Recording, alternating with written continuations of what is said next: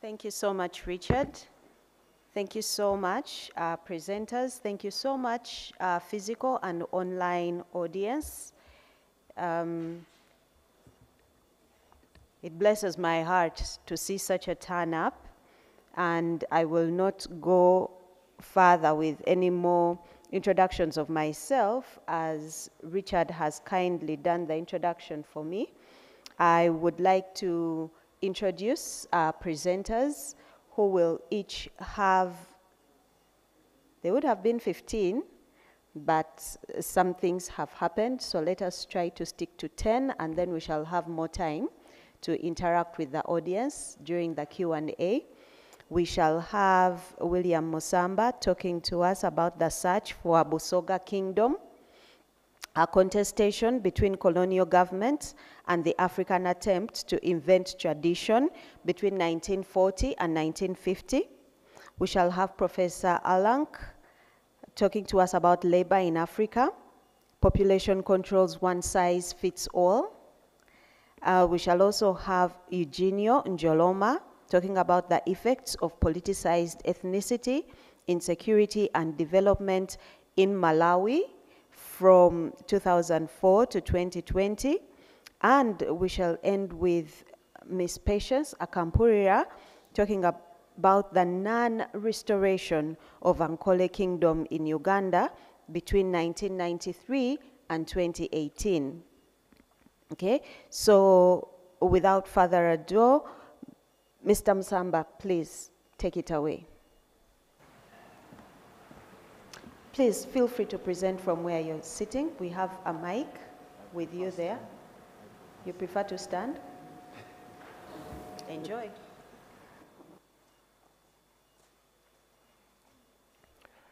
Thank you very much, Madam Linda, and thank you, ladies and gentlemen, for being here today to listen to my presentation. My name is William Musamba, a PhD student in the Department of History, Archaeology, and Heritage Studies, and I'm presenting on the Abataka Hereditary Association and the search for a Busoga Kingdom between the 1940s and the 1950s. In this presentation,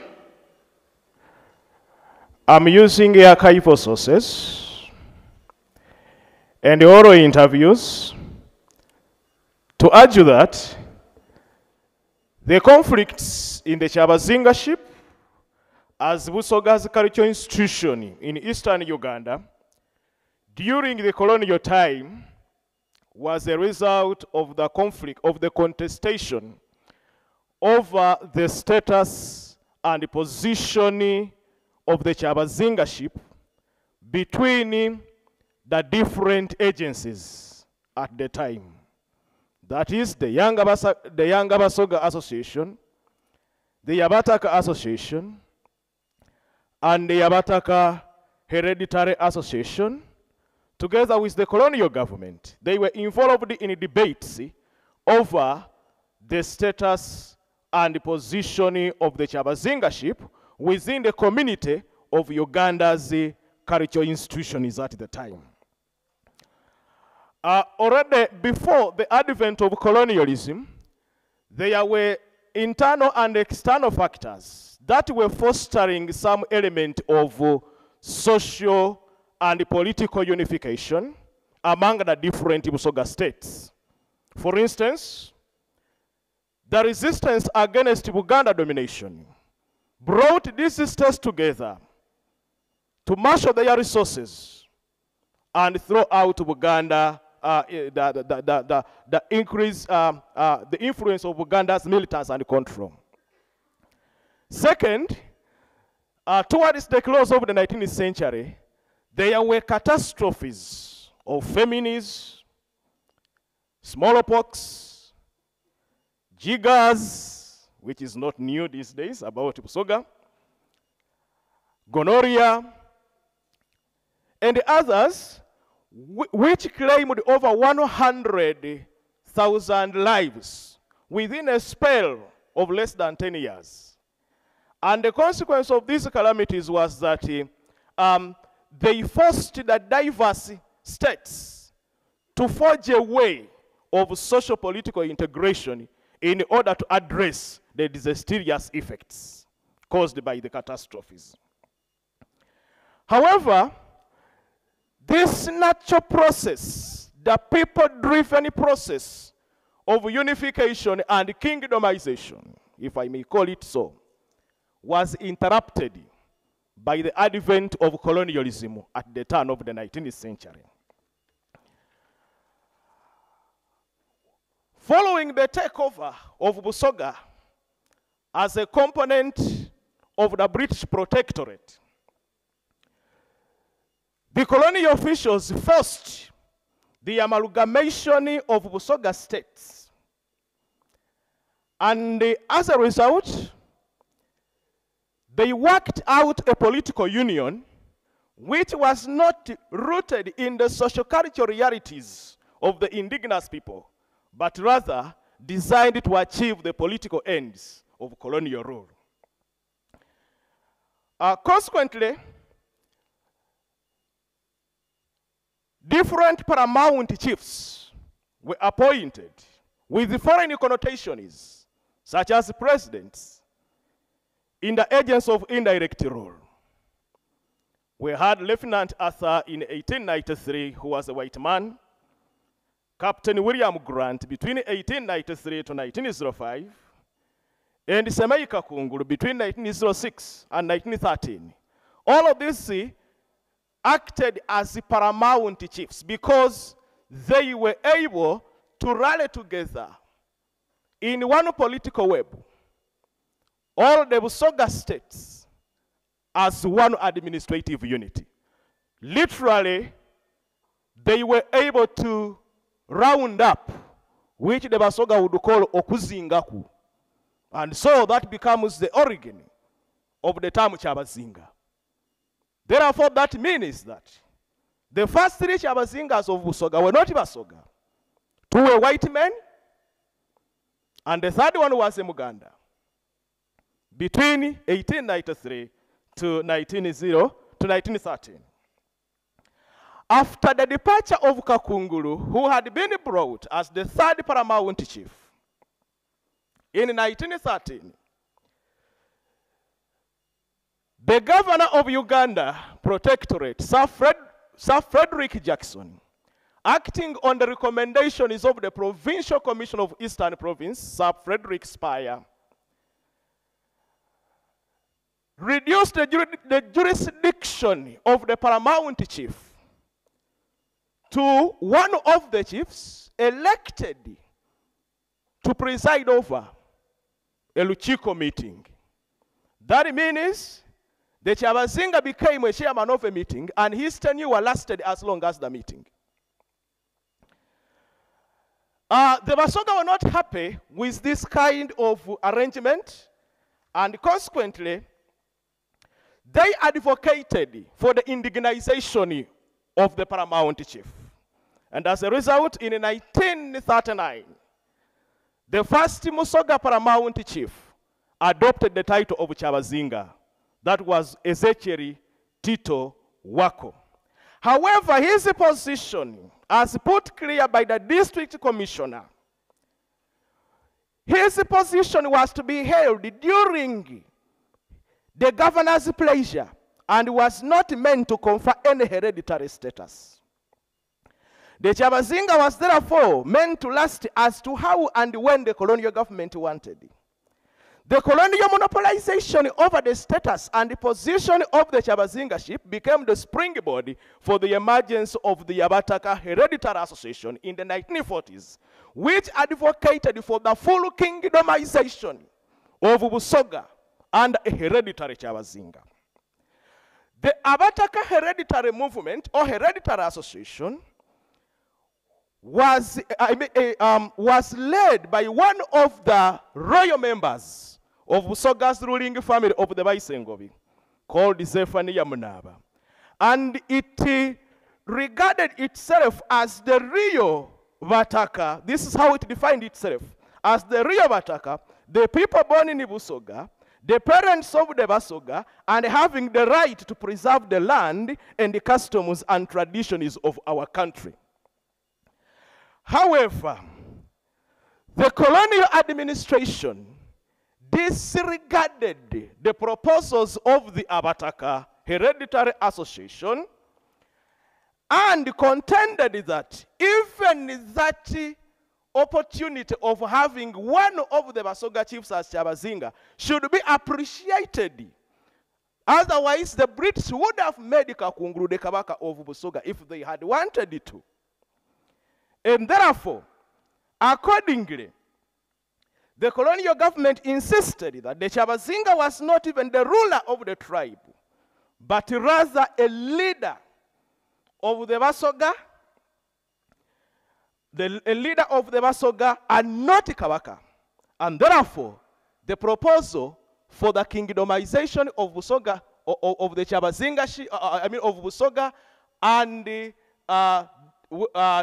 what I call the hereditarization of the Chabazinga was completely rejected. However, its rejection did not mean the end of the debate.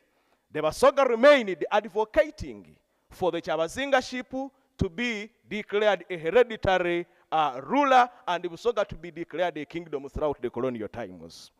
In conclusion, therefore, I urge saying that the natural process of the unification and kingdomization of Busoga states was interrupted by the British colonialists. The British colonialists then framed the Chabazingaship according to their own terms and interests, rather than following the indigenous perspectives. And such contradiction is fueled conflicts between the Basoga and the colonial government throughout the colonial period. Thank you very much.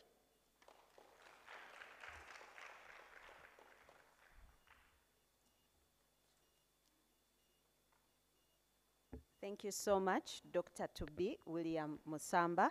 He is very passionate about this topic, and I've learned a new thing today. Okuzingaku, I don't know if I'm saying it correctly, as a direct, should I say, where the word Chabazingaship comes from. Thank you. I'm a psychologist, and I'm happy to be learning some of the history from our neighbors in Busoga. Thank you again, William. Could we have Professor Natasha Alank talking about labor in Africa? You're welcome.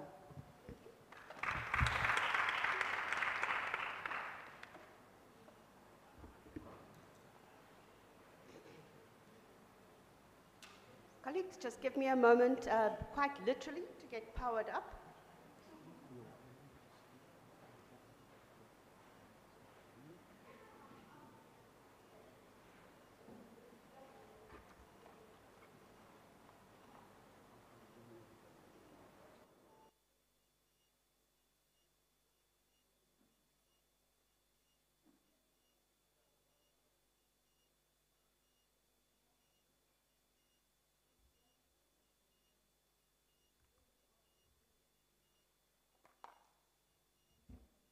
I had a presentation, but for various technological reasons, the presentation is not going to work. I just want to find an image to show you.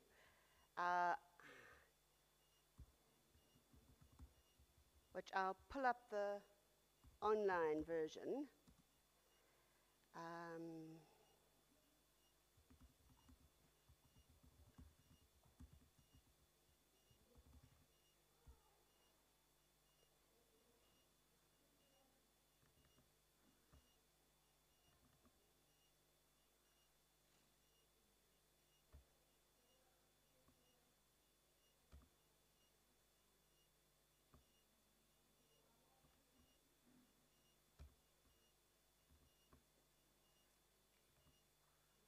So I am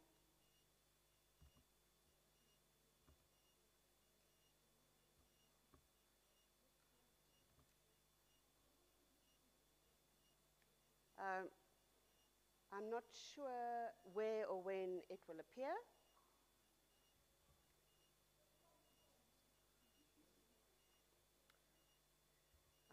share screen.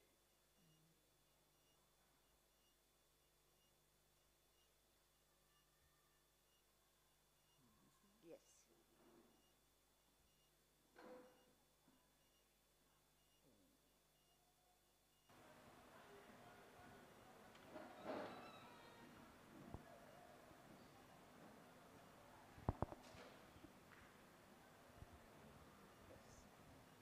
It's just that. That's all it is. Thank you. So, thank you very much to the University of Makerere and to Shus for hosting me in this paper. Thank you very much to the Dean and the Deputy Dean of the faculty and to all the colleagues in the Department of History. So this is not a paper about, well, it is a paper about labor, but perhaps not the one that you were imagining. I had called my presentation Labor in Africa and subtitled it Population Control's Effort in Working towards family planning across the continent. So for many feminist activists and academics, reproductive politics have, since the 1960s, centered on a woman's rights to bodily integrity and choice in matters of reproduction. An inherently liberal view centered on the notion of individual rights. It has persisted and still persists today, even despite the post-colonial and theoretical destabilization of the individual and Western subject. But this is not the only or even the most mainstream view of reproductive politics present around the world today. And in fact, the lion's share of attention to reproductive politics in Africa comes not from birth control advocates who work in family planning clinics, for instance, but rather from the work of population demographers interested in population control and/or demographic transition theory. And many of these demographers were employed by institutions like USAID or the Population Council and funded by institutions like the Rockefeller Foundation. Matthew Connolly's work, Fatal Misconception, which is a key book in this particular field, has as one of its threads the rise of birth control in the global South as an issue of Western fear over racial swamping. I imagine that in Uganda you also have this term racial swamping. In South Africa, it's when very insecure whites feel that things aren't as comfortable for them as it used to be under the days of apartheid. Connolly makes an extremely convincing argument for an international league, not only of men and women who were convinced that the way to tackle development in the third world was through limiting population growth to be achieved by the mass rollout of modern hormonal contraceptives. And he's speaking of a historical period that begins after the Second World War, but really gets going by the 1960s. His arguments resonate across much of Africa, notwithstanding the fact that in his book, which is supposed to be about the world, he doesn't write about Africa, and this, as we know, is a common condition of academics located in the global north.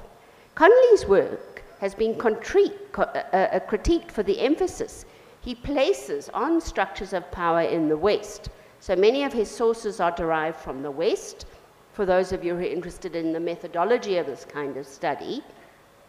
And he neglects to look at sources that might be located in the South.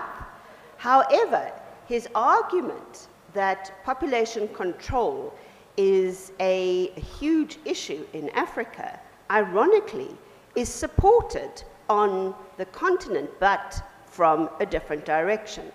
Now, I should emphasize, of course, that I don't understand Africa to be just one country. It is made up of many different countries and nations with differing policies. But in Nigeria, for instance, which is a very pro-natalist society more generally, population control policies are perceived as a Western attempt to effectively limit the number of people with black skin coming into the world. Needless to say, this is not something I agree with. In Tanzania a few years ago, the now late John Magufuli also put forward a view that birth control was some kind of Western abomination and that women ought to have as many children as possible. My argument, and this paper today is part of a larger project, is that one would have to examine carefully histories of family planning and birth control in individual nation states, including the many programs that were begun in the 1950s and 1960s, in order to understand what in fact was happening. I should also say, just to repeat the point I made earlier, that much of the literature on population planning in Africa is written from the West, and a lot of it is about Western-based policy. It's much easier to write about policy. There is an absolute lack of ground-level studies of how and why people chose to use birth control across the different nation states of Africa after independence. So I want to move on now to talk about some of the focus of my paper today. One reason to start with a discussion about reproductive politics in Africa more generally with population control lies in the sheer volume of writing on a subject. I've been reading on this subject for about 3 years now. I'm reading mostly reports written by demographers, aid workers, AIDS workers, and a range of associated personnel. And I haven't nearly cleared the tip of the iceberg. There are a number of journals, many of them published out of the West, which devote themselves solely to the idea of tracking population control in Africa. So for a time between the 1960s and 1970s, this topic, population control, not birth control, but population control, drove a whole publishing industry constituted by Colonial Office developmental reports, USAID reports, donor field reports, the Swedish International Development Agency reports, private foundation reflection, the Rockefeller, and multiple academic journals. The work of these kinds of reports is characterized by the use of surveys, often relatively small in nature, often quantitative rather than qualitative, and initially conducted by expatriate academics or health officials, but later by their local equivalents. Almost all of the survey data that forms what I call this industry was collected by locally based and African field workers. Sir, could you show me how much time I have left? 3 minutes. Thank you. Okay. As always, for those of you who are embarking on your academic careers, I have over-prepared for today. I'm going to end with a couple of reflections then. I've spoken about the local field workers who collected data. So I'm very interested, for instance, and I've been trying to track down the background information for a study conducted in Nairobi by a British sociologist who later became a demographer in the 1960s. This is a study that everyone cites, so it's cited a lot.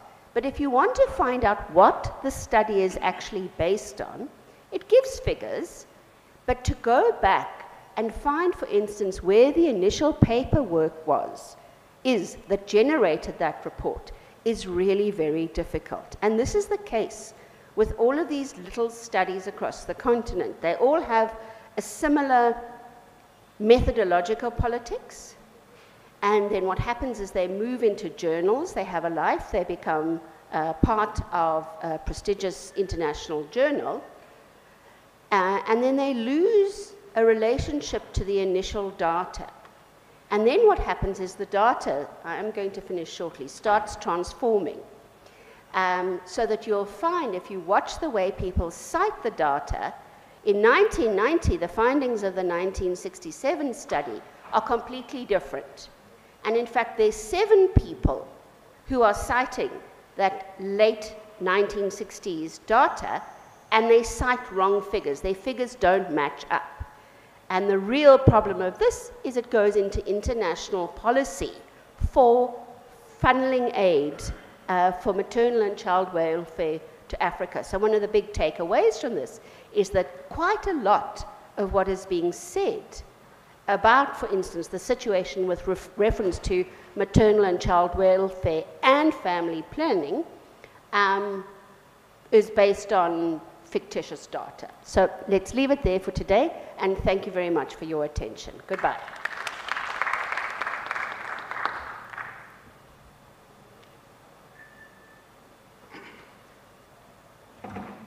Thank you so much, Professor Alang.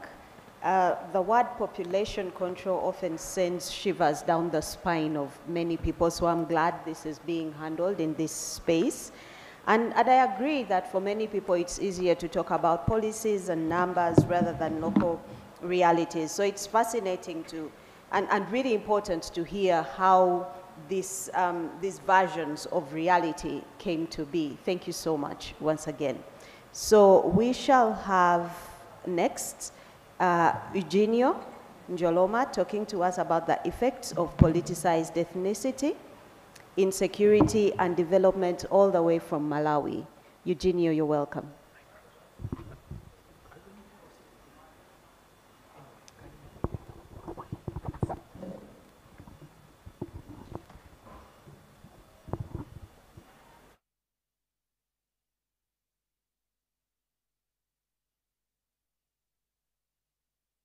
I've been requested to sit right here.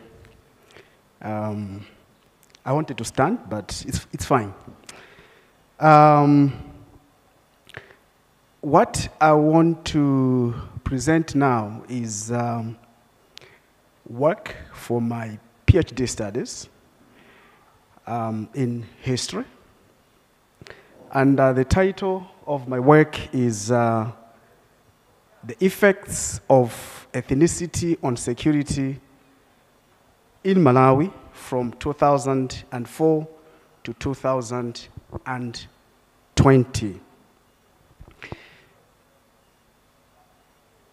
As a background to my study, I begin by showing how ethnic entrepreneurs in Malawi have strategically invoked the ethnicity factor to promote their sociopolitical interests. And I do this by showing 5 important, what I call ethnopolitical landmarks, to show how these ethnic entrepreneurs have actually invoked or appealed to the ethnicity factor. The first ethnopolitical landmark includes the colonial period prior to 1964 when Malawi attained independence. The second one is the immediate post-independence one-party era, a repressive regime by Dr. Hastings Kamuzibanda from 1964 to 1994. Then another ethnopolitical landmark includes the multi-party democracy era, whose advent was in 1994. Then we have another ethnopolitical landmark, that's what I call the predisposition to cultural heritage associations. And my very focus is on this 5th ethnopolitical landmark, which includes the resistance to politicization of ethnicity and claims of de-ethnicization. So during the colonial period, the agency of ethnicization included culture blockers.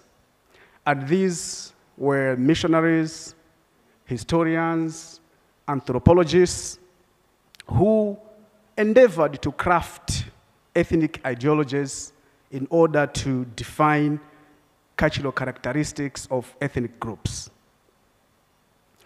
But for them to succeed in creating these ethnic profiles, they had to also use local culture blockers who also wanted to find at least a way or a place within the wealth of the colonialists. But also we had the missionaries themselves who were very, very key in promoting education in Malawi. And ethnicization appeared through the design of their curriculum or education, which socialized learners into accepting tribal memberships. But also they were very vital in creating cultural symbols. And this cultural symbol here is the language. So they wrote Chichewa language, which is dominantly spoken in Malawi, or the official language, but also the Tumbuka language. They translated that and put that into books and literature, etc., etc.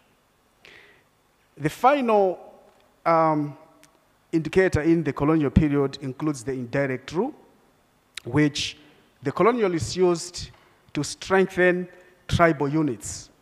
And the idea here was to make sure that they prevent the emergence of ethnic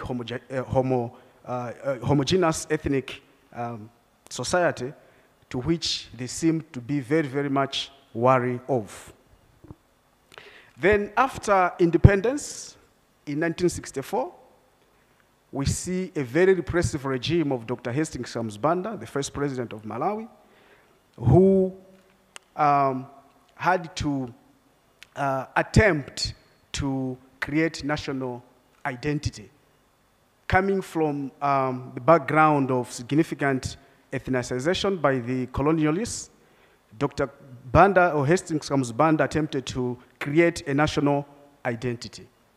And his approach to this was through what Benedict Anderson called official nationalism. And this is whereby elites would want to create national identity from their own perspective. So using their language, their culture, etc., etc. So Dr. Hastings Banda created this national ideology, but he embellished it with attributes of his Chewa ethnic group. So what followed then was the nationalization of his Chichewa language. He also supported extensive economic programs in central Malawi, which is a home to the Chewa people. But also he promoted a lot of development projects in this central region. This is where the capital city, Lilongwe, is. He actually moved the capital city from Zomba in the southern part of Malawi to the central part of Malawi in Lilongwe. Then, after the arrival of multi-party democracy in 1994, the agency of ethnicization included regionalism and ethnic voting. And this became apparent when political leaders had to mobilize votes or electorates along regional lines on ethnicity. And this became very, very clear when the first multi-party election, general elections, the three leading contenders, Bakiri Muluzi, who eventually won the presidency, was from the south. He took a lot of votes from the southern region. He was a Yao, and there are so many Yao people in there. He is a Yao, he's still alive. Kamus Banda was also contesting. He's a Chewa. He amassed a lot of votes in central Malawi, where the Chewa people are the most dominant. Then Chakufwa Chihana is a Tumbuka from the northern part of Malawi. He also scooped so many votes, actually won the region in the north. And this trend continues to manifest in so many elections. I think we have had 6 elections. At least only one showed some difference, but the 5 elections have actually shown this trend. Another ethnopolitical landscape, landmark that I'm talking about is the predisposition to cultural heritage associations. And the agency of ethnicization here includes the creation of the cultural heritage groups. And this manifested from 2004 to 2020. In 2004, that's when President Bingwa Mutharika, a Lomwe, ascended to power. And in 2014, his brother, Peter Mutharika, ascended to power and only sustained these cultural heritage group activities. Then what Bingwa Mutharika sought to do was to consolidate the Lomwe ethnicity, and he did this by creating the Mulakowa Lomwe Cultural Heritage Group. And this was to amass political support, which at that time he had lost. Then what other scholars have done have actually called this aggressive appeal to ethnicity, because Mutharika created some sort of a state that appeared to be very much inclined towards these cultural heritage groupings, and they became part of Malawian life. And this appeared to be quite discriminatory in nature, because other people felt marginalized and discriminated against. So this resulted into extensive resistance by a number of elites talking about academics, talking about politicians and other business persons who raised a lot of claims for marginalization and discrimination by the Mutharika government.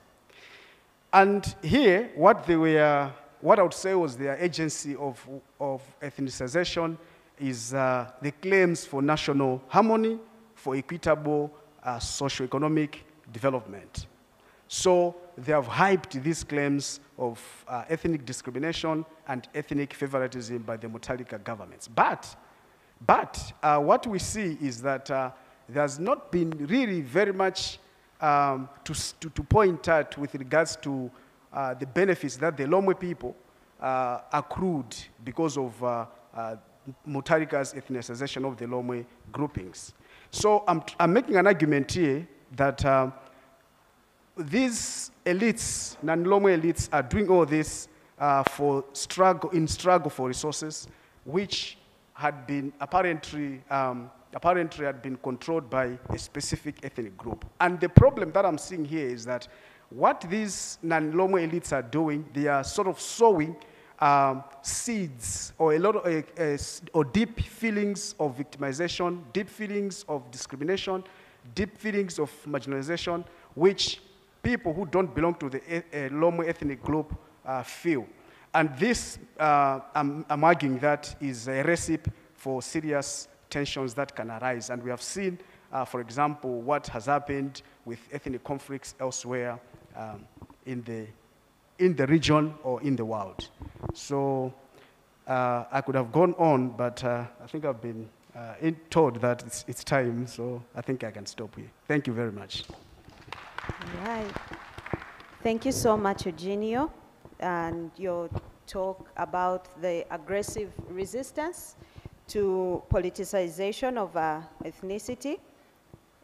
It's interesting to hear about matters of national identity coming from the perspective of a specific group and each pulling in their own direction, but with the underlying factor stringing all these issues together, which is the struggle for resources.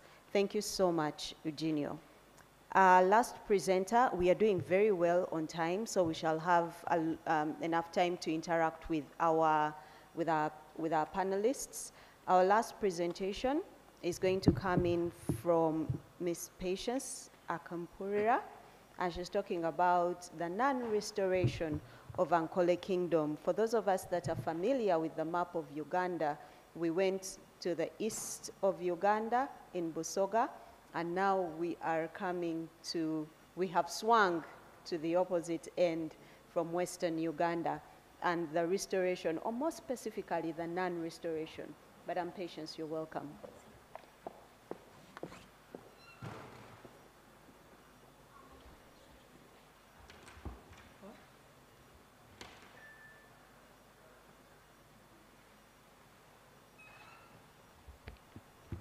Good afternoon, everyone.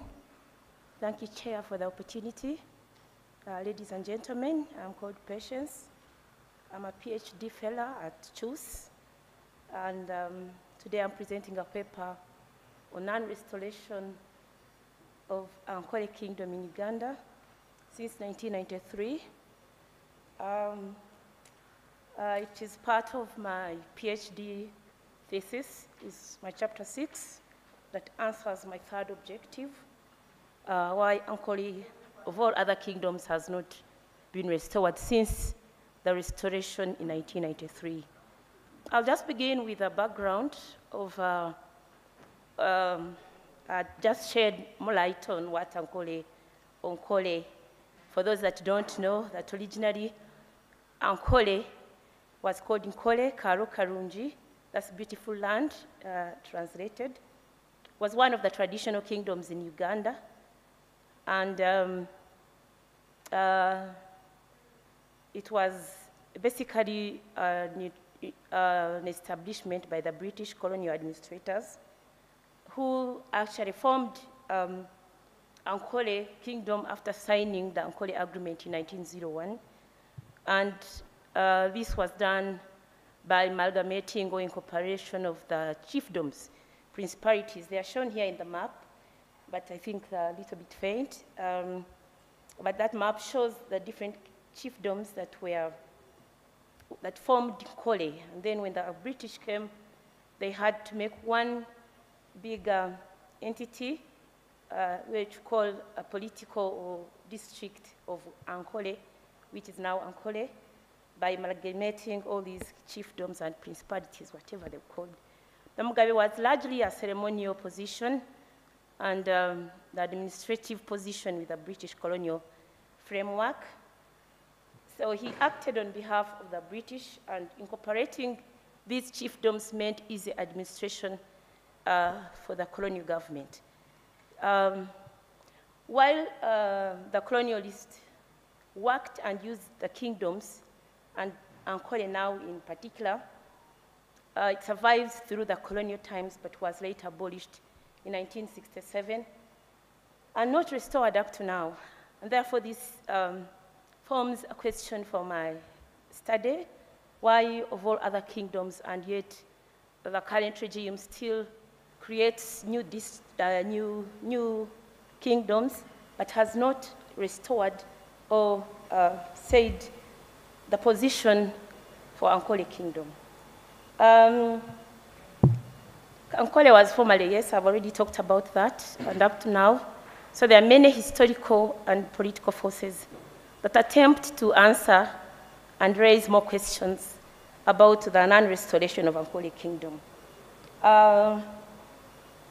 We look at the role of, looked at the role of the NRM government under Museveni's regime, and what it means in the politics of the time of restoring kingdoms in Uganda and non-restoration of Ankole.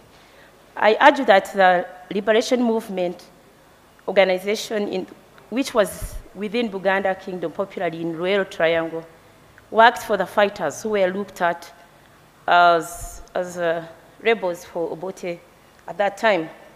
That's the history. If you go back to what I've already said, it is under the regime 1967 that Obote I abolished all the kingdoms. And this was actually in the name of abolishing Buganda, but ended up abolishing all the others, including Ankole. So while this abolition was met in Ankole as with jubilation, because I think majority, yes, did not want a kingdom, and the reasons were very clear. It had all these Bahima was the ruling class, then the Beiru, the majority.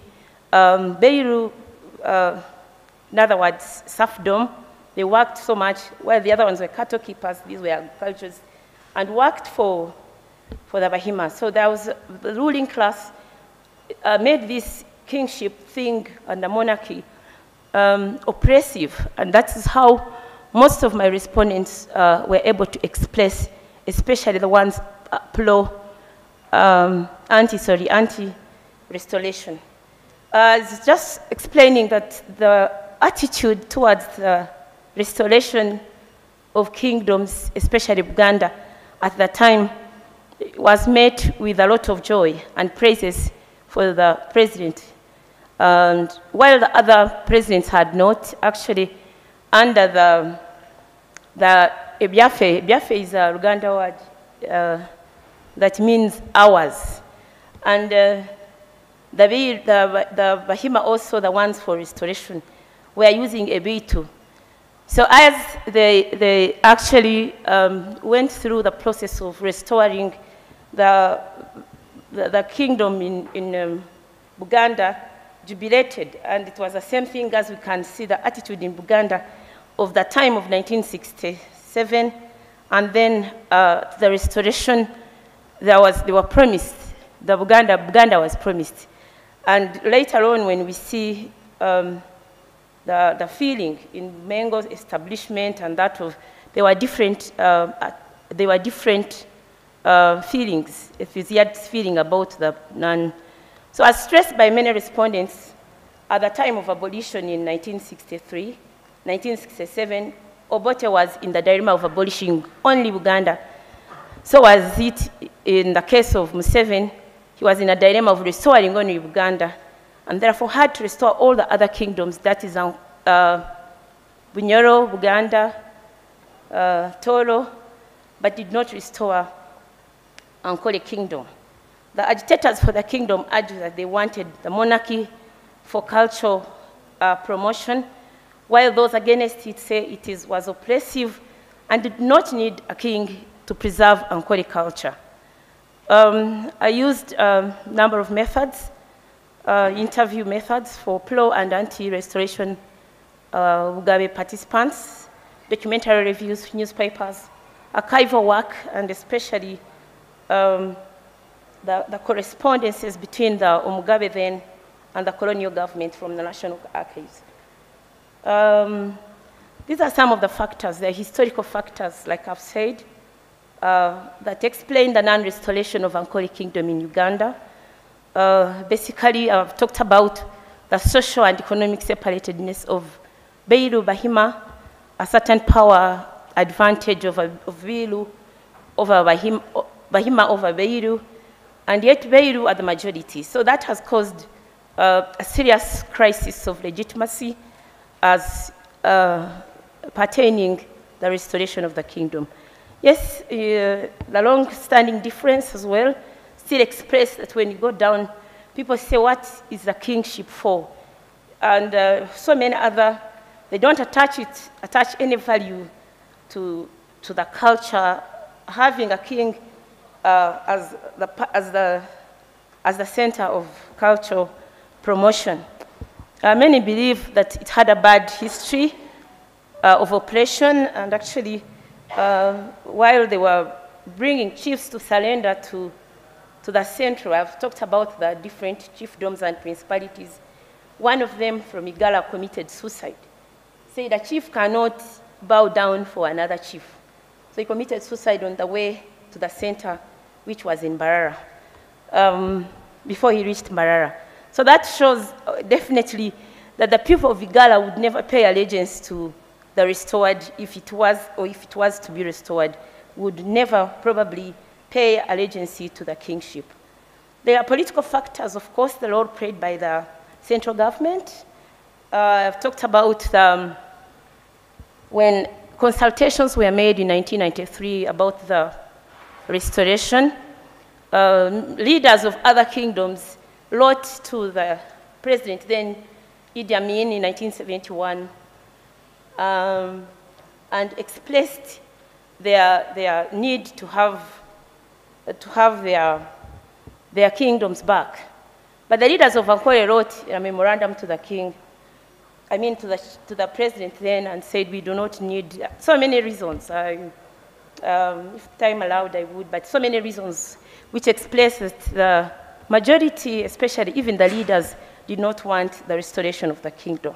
So loyal drums were, so today we look at now the kingdom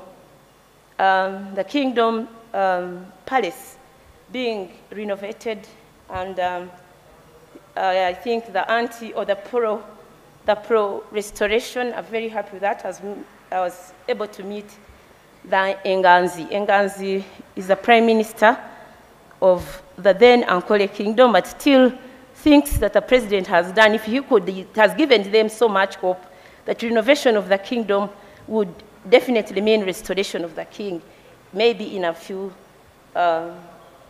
years' time. So a lot of politics spread here. There's a lot of fear that since the majority Beiru, yes, the majority who are Beiru, if they restore the kingdom and most of them are anti, it would lead it would affect the national democracy, and maybe for fear of losing votes of the majority Beiru, this has remained a matter of debate. Again, every attempt to restore the kingdom has always been nullified. So the government, like in 1993, when Prince Barije was actually by a few politicians, was going to restore, to be put on the throne, immediately it was nullified by the government. We look at this as a crisis of legitimacy, and that is my point here, that even if they are Beiru that do not want the kingdom restored for their own reasons, and then they are Bahima, even those in ruling class who do not feel that there is need for restoration of the kingdom at this time. Just have a few of the, for those that maybe not knowing Ankole. So that is an old palace. It has been there for all those years, but recently it has been renovated, newly renovated by government. And this is a researcher, actually, I visited the place and they have put a signpost, Mugaba Palace, heritage site. What does that mean? It is something that we could look at if we are agitating for restoration of the kingdom. Then this would be a point to understand that does this mean the kingship is going to be restored, or this has definitely changed to something else? One of the great writers about Ankole Kingdom, Don Bos, had recommended in his book that one of these days this should be renovated to house the culture, the Ankole culture, culture preservation. So it is being done, and this remains something that we need to look at and study more and write more so that we know where it will. But for many leaders in Ankole and academias, very many people think the kingdom being restored would divide the people of Ankole, and yet they are looking at unity. Okay. Conclusion, I conclude by just the kingdom, whether restored,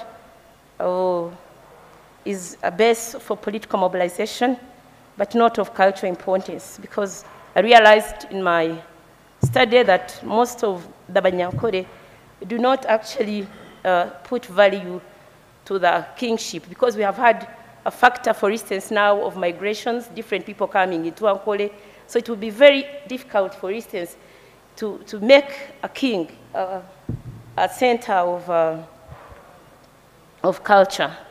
Thank you so much. And finally, definitely, I've said it may antagonize and affect national democracy. Thank you so much for listening.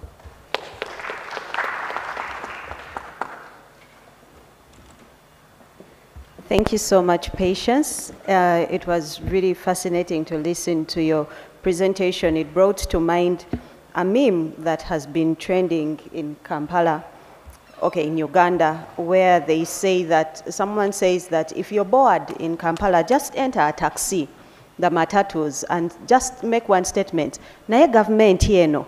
Then sit back and watch and listen to the arguments that will come up. Everything is blamed on the government. But according to what Madame Patience is saying, for once, the government seems to come out, maybe smelling of roses, but at least this non-restoration, it sounds like we cannot really lay it at the feet of government. One of the things that I have picked from your presentation is the term a crisis of legitimacy. And I have heard it from a lot of the other presentations that came before you.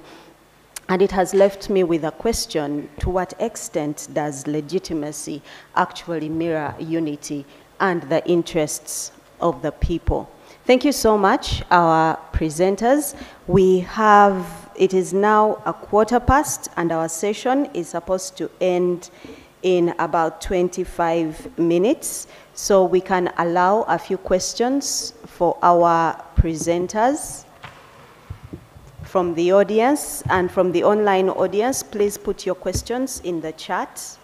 We shall be happy to receive them. Yes, we have in the last column a question coming in. Please, I remind us as we ask the question, please ask a question. Let us not make another presentation in the interest of time. Thank you so much. Could we have hands for people that would like to ask the question so we know how many questions we are going to be dealing with? Yes, we shall have a question also from the next question will come from Professor Alank. Am I saying that right? Oh, thank you. And then we shall have one more question from the middle column. Yes, please take it away. Yes, thank you. I'm Dr. Abdul Mahajub. And my question is to my brother, Musamba. Thank you for the presentation, first of all. It was well presented. But I would like to ask, why do you think the colonialists were kind of interested in disrupting the kingdomization, as you call it, in Busoga? What was the colonial agenda? That is the question. And what was, again, not the colonial agenda this time, but the agenda of the Busoga to stick on the hereditization, I think. So, and then to Njoloma, thank you also for the presentation. How would you locate Dr.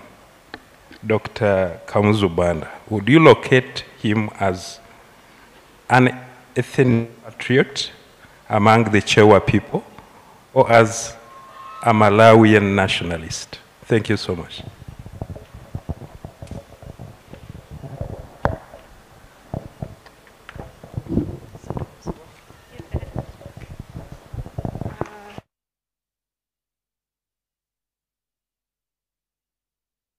I was I was intrigued by your presentation, Ms. Patience. I had a few questions about the Ankole Kingdom issue. Are you recommending that the kingdom be restored? I was of the view that the kingdom itself wasn't a very democratic institution, and it was actually a colonial construct because there were separate little groups that were forced together into the kingdom. And maybe that's a reflection of why many of the people in Ankole are not interested in its restoration. I fear sometimes that just because something existed in the past, people feel that that must have been good, and therefore we should go back to how that was.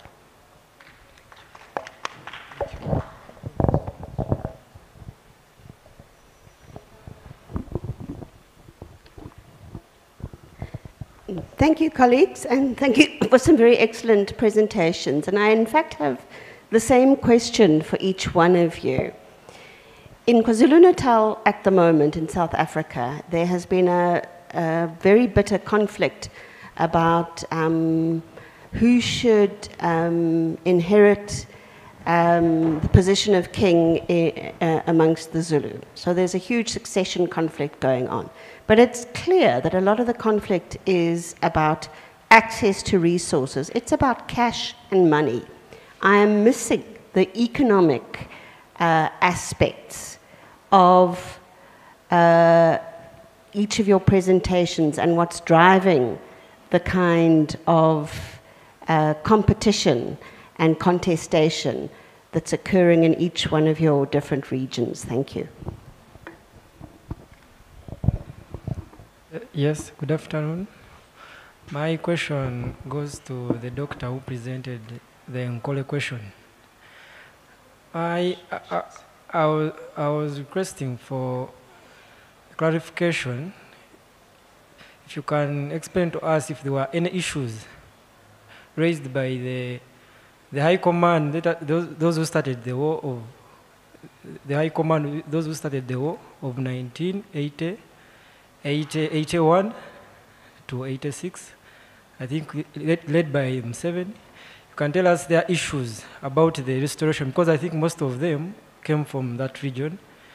Tell us whether they were in support of the restoration or they were against it, because there's an issue saying that there's a saying that they literally didn't want to bow down. They would want to be the top most respected in the region. So you can tell us their views on the restoration of their cultural sites. Were they against or for? Okay, I think we shall have the presenters answering this round of questions, and I am hopeful that we shall have a couple of minutes at the end because, well, you did very well with keeping time, even if sometimes I had to twist you, but thank you, you did very well. I'm hoping that we shall have a couple of minutes at the end for each of you to give us an elevator pitch. What is your takeaway message for this audience from your presentation? But first, please go ahead and answer the questions that you've been given. We'll start with Madame Akampuria. Thank you so much. Yes. Thank you so much for the questions and views. I think in my presentation I didn't mention recommending the restoration because right from the views of the people, the views of the elders, I've been able to meet the former princesses and princes of the Nkole kingdom, what it is, and still from their views, the recommendation to restore the kingdom, just because of the one of the factors that I pointed out, the Bahima Bill factor, the divisions, and the bad history of the bad or oppressive history of the ruling clan, ruling family, ruling Bahima towards the Biru. So being the majority, you find even, like I just said, in the Bahima, you find there are even those that do not want the kingdom to be restored. It's good you pointed out that not everything that has existed must come back. So, yeah, no much strong attachment, just as we would compare it with Uganda kingdom. That strong attachment to their king, to their culture, the Nkoba Zambogo, and that strong respect for their king and their culture does not exist back in Nkole. And therefore, restoring the kingdom, like I said, with even other factors like migration, now different ethnic groups coming in, and definitely the history being a colonial creation, it may not be a good idea, but as a researcher, I would just point out the views and try to make conclusions depending on what the majority say. Someone has asked about the views of the you called them giants, or the views of the war fighters in Luero. I mentioned that because to restore Buganda kingdom was like a reward for having hosted and taken care of the fighters who were seen as rebels to the president who had abolished kingdoms. And therefore it was, I can't say from views of other people and from the different write-ups and secondary literature that I've been able to gather, I can't say that these leaders, the fighters, are for restoration. To a very big percentage, I can't say they are for restoration. In one of the views I collected of the data that I was able to find, at one time the president said, I am Sebagabi. So we cannot have two kings in one region. That is, I didn't hear him say that, but it is one of the claims, and most of my respondents would say that. Then when we relate this non-restoration to politics, it is also claimed that in the CA elections, there were two people standing in Ankole. That was Museveni versus Kutesa. And this takes us back again to the ethnicity factor as part of, and all that, the Beiru and different ethnic groups coming in Ankole, and then this brings that kind of conflict. And in this, they went to the Mugabe. Mugabe is the king of then, Prince Barije, and asked him that the elders in the region went and in Ankole said, we need to know who do we vote for. And the Mugabe didn't say a word. That was two sons. We have two sons who are standing for a post. Who do we vote for? And the Mugabe said, Museveni no Mutabanuwo. Literally translated, Museveni is whose son? That is the only word he said. And they went back and voted for the son of the father that they knew. So the son of that ethnic grouping, and definitely Museveni lost the election then. And this could also be the same thing that people say that is the reason why he has not restored the kingship. I believed it. Thank you so much. I've been able to interview most of those fighters, and their view is that where we have reached in development, education-wise, we do not need a kingdom. We do not need a king. And from my presentation, you're able to see the renovation of the palace does not mean restoration of the king, having a king, but definitely putting back, as for the demands of the people, the demands of the plural restoration, the government has decided to refurbish the palace to its original, but more of a cultural center now, a heritage center. And still there are lots of contestations, and that's one of my recommendations, that two groups should come together and decide to unite Ankole under the umbrella of the two, since we cannot say I am a Muhima, but we all call ourselves Banyankole under now our heritage site. Thank you so much. I hope I've answered you. Thank you so much, Patience. You can note this question down, and if we have time, we'll come back and you'll answer it. It comes in from Professor Peter Techereza with the online audience. In relation to the view that culture is not important in governance, do you believe this view current as far as national governance in Uganda is concerned? In relation to the view that culture is not important in governance, do you believe this view current as far as national governance in Uganda is concerned? So we'll have the other presenters answering the questions that they have.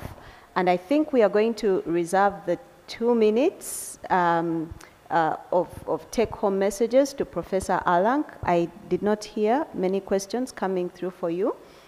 And yes, because we also need to go for lunch. Please.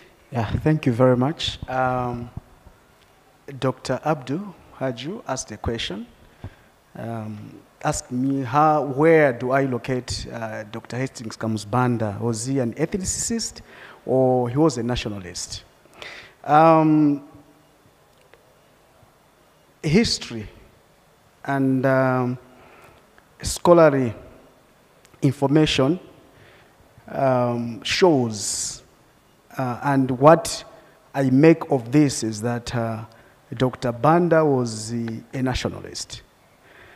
He showed this when actually this appeared to be a battle between mainly the Chewa ethnic group and the Tumbuka ethnic group, and also the Yao ethnic group, which the missionaries had actually elevated in Malawi. So they had supported education-wise and in very many regards. So when Dr. Banda came into power, before I get there, these had grown what I would literally say feathers, so they had thought, they owned the Malawi, the Nyasaland at that time. So Dr. Hastings Kamusbanda sought to sort of diffuse this sort of mentality among the Tumbuka and the Yao people. So I would say, yes, he did this in the spirit of nationalism. But the problem was that the president was very, very repressive, autocratic. That was the biggest problem. So I think so many people would see ethnocentric signals from that perspective of being very, very autocratic. Dr. Natasha, you did ask a question on the economic aspect of the contestation.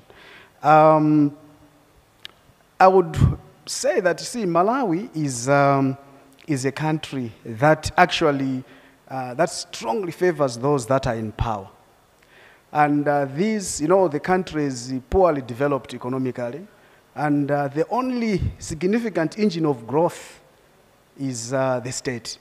So people will want to very much associate with the state, nothing else. So it's different from South Africa, that's very much developed industry-wise. But Malawi, the biggest engine of growth is the state. So people want to be associated with the state. That's why you see that this conflict or this struggle is actually waged very much by the elites. And the elites here are politicians who are in the opposition, and most of them, by the way, come from the Tumbuka ethnic group. But also business person, and if you look at this business person, are also having their roots from Tumbuka ethnicity. Similarly, academics. And in Malawi, you see that very many academics, a lot of them come from the Tumbuka ethnicity. And so many people in universities and professors, all these come from the Tumbuka ethnicity. So it's like they are trying to fight back to see that, okay, there's this Lomo ethnic group that has just come and it's monopolizing the resources. I think we can also rise and fight back and also try to wrestle what would claim belongs to us. Yeah. Thank you so much, Eugenio. Thank you so much, Madam Moderator. And thank you so much, my brother, Dr. Abdul Muhajub. Your question number one was why the colonialists disrupted the kingdomization agenda. To me, the colonialists were conscious of not allowing the emergence of what I could call another Buganda in Busoga.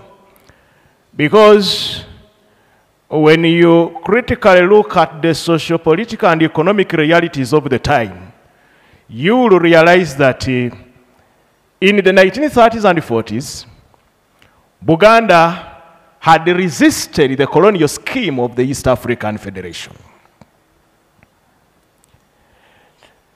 Second, the Younger Baganda Association, during the same time, was influencing the rise and the activities of the Younger Basoga Association in Busoga. So, allowing a replica of Buganda's cultural leadership model to be established in Busoga would be creating more complications for the colonial government.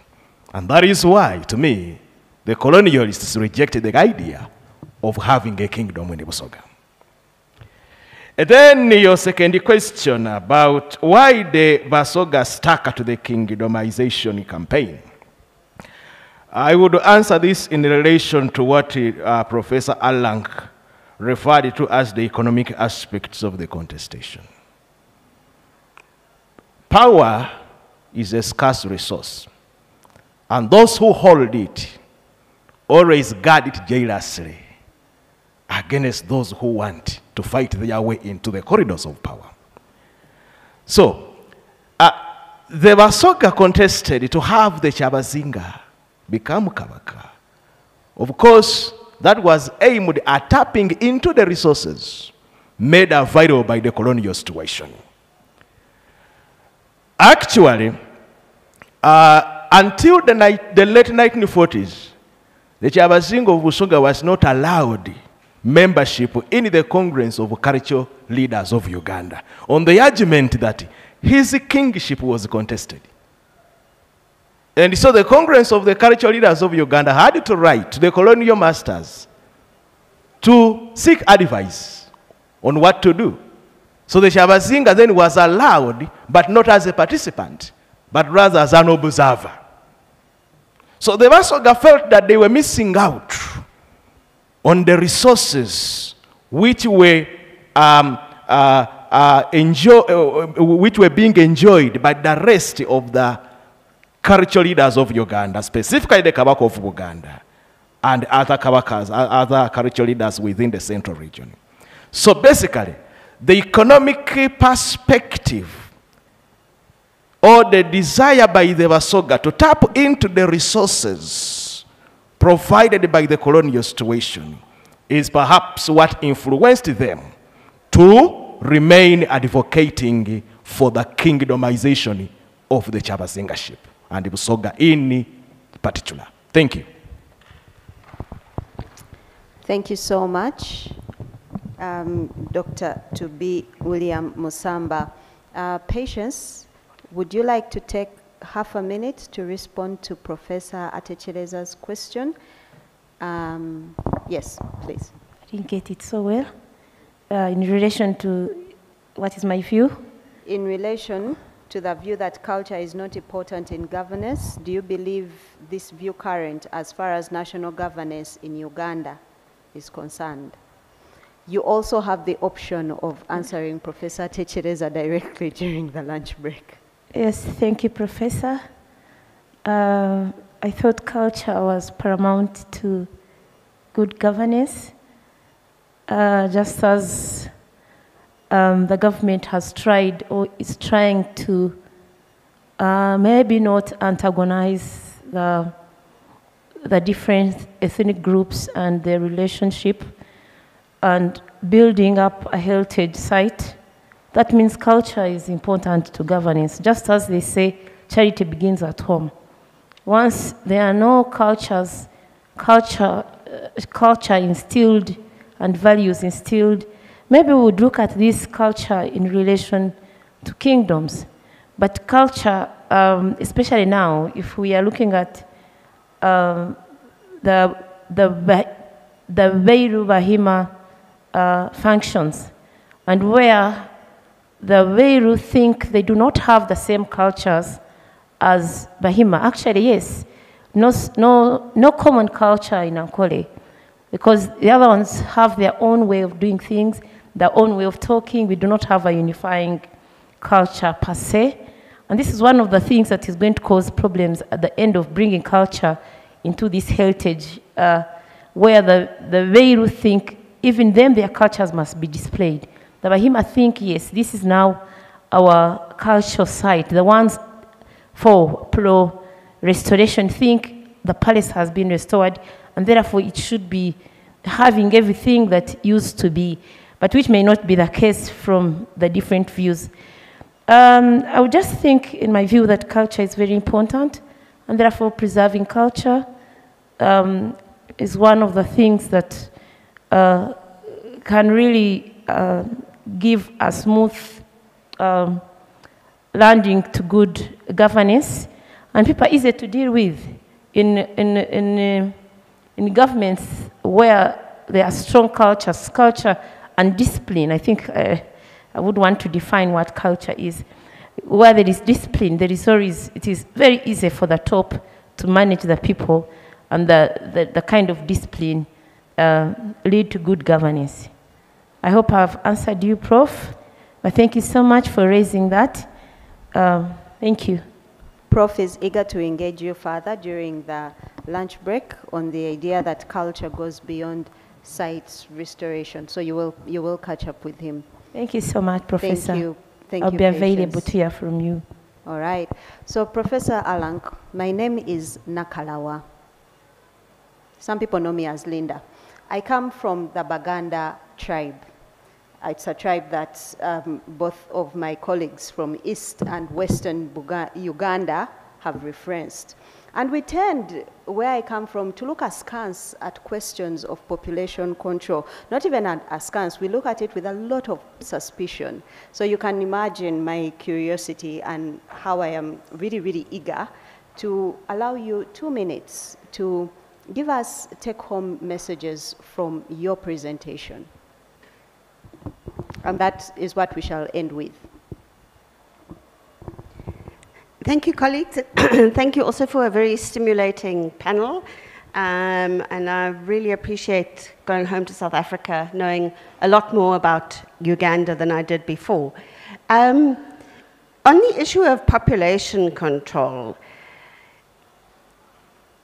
I was having a discussion with a colleague about this the other day, and it's one of those terms that, just like getting into the taxi where you ask about the state of the government, immediately sets people talking, because one of the very difficult things to do when you talk about population growth is to disassociate it from any of the discourses that surround it. And I would certainly say, if I'm following your train of thought, that in relation to the way in which Western aid and donor aid has positioned the continent, population control is a pernicious and evil discourse. Because what, of course, it does is it decontextualizes a topic. Something like, it's very difficult to find a neutral phrase when speaking about this. Can I just say, some people have more babies, some people have less babies, and try and put it neutrally. So it's very difficult to disassociate what is a subject that engages all of us, because all of us, after all, come from mothers, we come from fathers. We know about these things. But when people from the West, and the subtitle of one of the sections of my paper was Experts Without Borders, these people who set themselves up as experts. What is the quote in the Bible about, you know, look at the mote in look at the beam in your own eye before you look at the mote in mine. Having said that, I think that it is very clear that we are seeing unprecedented population growth in a neutral way on the African continent at the moment, and there are a number of reasons for that. The strategies that we take to address that issue need to be contextualized and locally based. And I think, let me leave it there. Thank you very much. That is a very safe and very good place to leave it. Thank you so much, Professor Alang. Could we have a hand clap for our presenters? Oh, surely you can do better than that. I think they've been very... Thank you, and now you can clap for yourselves. Yes, and I'd like to invite you to lunch although I think Dr. Balikowa has one or two things to say. Thank you so much.